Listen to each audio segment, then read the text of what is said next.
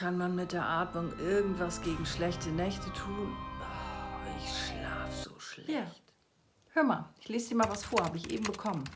Jetzt, wo mal eine extreme Belastung gewesen ist vor einigen Tagen, habe ich mich Gott sei Dank durch das Üben an die Tools erinnert und habe geatmet, so wie bei dir mitgemacht und gelernt.